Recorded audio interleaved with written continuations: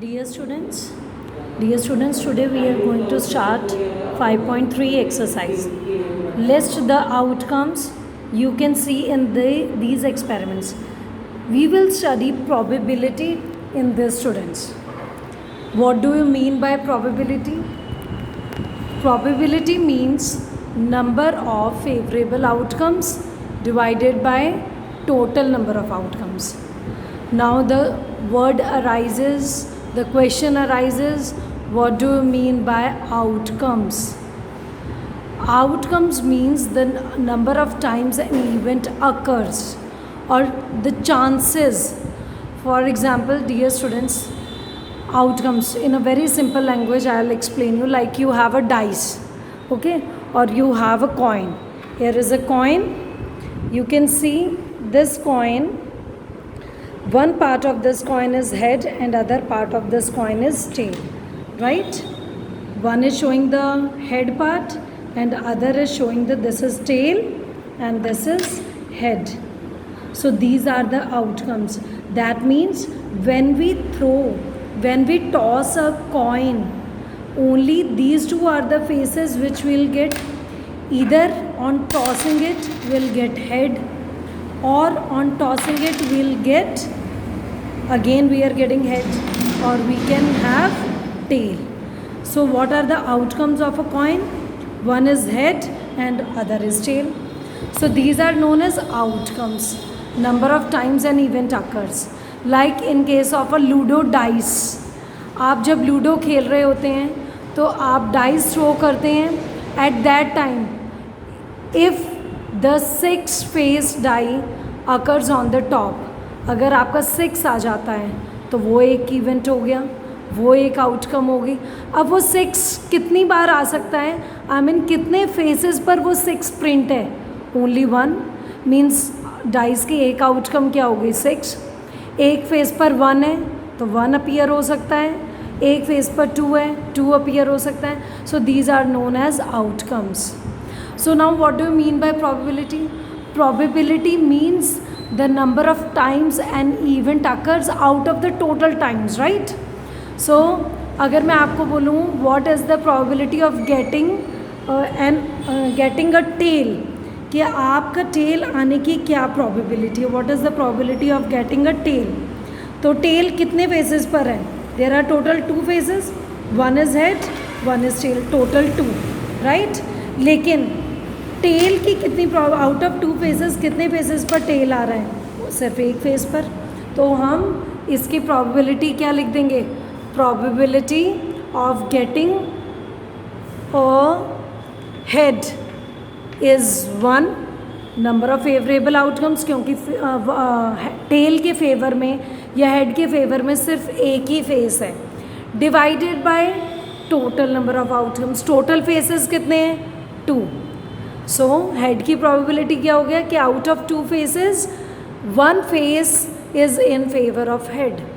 इसी तरह when we toss once again, what is the probability of getting tail? तो tail के लिए हमारे पास कितने फेसेस हैं? We have 1 face for the tail. और टोटल कितने फेसेस हैं कॉइन के? 2. So probability of tail and probability of head is 1/2 each, right?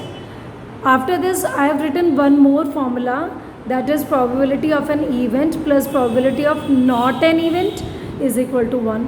What does it mean? Dear students, इसी example से मैं आपको समझाऊंगी. Like tossing a coin is an activity. उसमें अगर मैंने बोला probability of head, तो head क्या हो गया? उसका event हो गया.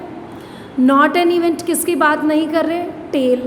तो probability of head plus probability of tail. तो जब हम एक ही इवेंट के सभी पॉसिबिलिटीज़ को ऐड करेंगे, we must always get 1. So you can check this. 1/2 plus 1/2 is 1, right?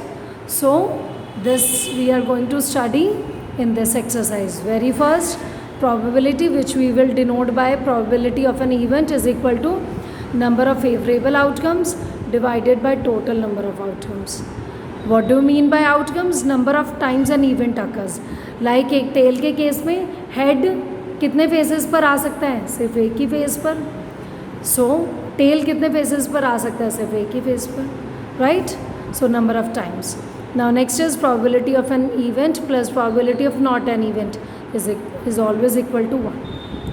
So write down all these formulas in your notebook in the same form. Now let us discuss the first question. In the first question, dear students, what they are asking you, list the outcomes in case of spinning wheel. तो spinning wheel में अगर हमें outcomes देखने, means if I wheel spin it, मैं इस wheel को घुमाऊंगी तो क्या क्या आ सकता है? बताओ क्या आ सकता है? The pointer, this pointer can stop at A पर स्टॉप हो सकता है. Pointer can stop at B, so this is one of the outcome. Pointer can stop at C is an outcome. Pointer can stop at D is an outcome. Pointer can stop at A, but A we have already taken. So outcomes of this spinning wheel are A, B, C, D. लेकिन अगर मैं आपसे probability पूछ लूँ, what is the probability of getting A, तो कि pointer की probability क्या है, तो उसमें क्या लिखोगे? Number of favorable outcomes means A कितनी बार, कितने faces पर, कितने sectors में A है हमारे पास. We have 2 sectors having A, so we'll write 2 divided by how many total sectors are there for the pointer? 1, 2, 3, 4, 5. So probability of getting A is 2 by 5. In the same way, if I'll ask you probability of getting B, that the pointer stops at B, so B, how many faces are there which have B in favor? Only one sector is there, we'll write 1 divided by always the total. Total how many sectors? 5. Similarly, probability of C, again C, how many sectors contain C? Only 1, so we'll write 1 divided by total. Probability of getting D is equal to how many sectors contains D? Only 1, so 1 divided by total 5. So dear students, in the question they have asked you only to list out the outcomes, but मैंने आपको थोड़ा सा extra question करवा दिया है, so that in the exam if we'll go with probability you will be able to answer. Okay, so and now if you will apply this formula on this, तो अगर आप इस इवेंट के सभी parts को ऐड करोगे, the answer must be equal to 1. तो आप ऐड करके देख सकते हो. 2 by 5 plus 1 by 5 plus 1 by 5 plus 1 by 5 is equal to 1. Now the second part. Second part is tossing 2 coins together. List the outcomes of tossing 2 coins together. So what is the way of getting the outcomes? तो हम क्या करेंगे dear students? Make this table for 2 coins. In the previous example I have taken only 1 coin, but now they have given us 2 coins. तो first coin का हम head और tail, आप like 2 friends are there. पहले का एक head और tail है, दूसरे फ्रेंड के पास is also having a coin, उसका भी हेड और टेल है. So in the first case the 2 friends are tossing, दोनों का क्या आ गया? हेड आ गया, H H. Second time when they have tossed, the head comes for the first friend and tail comes for the second friend. In the third case tail appeared for the first friend and head appeared for the second friend. In the fourth case, tail appeared for first and tail appeared for second. So outcomes in this case will be, कौन से outcomes हैं? HH, HT, TH, TT. So these are the outcomes. और next step क्या पूछा जा सकता है? What can be the next question? What is the probability of getting 2 heads? तो 2 head कितने बार आ रहे हैं? Only 1 time.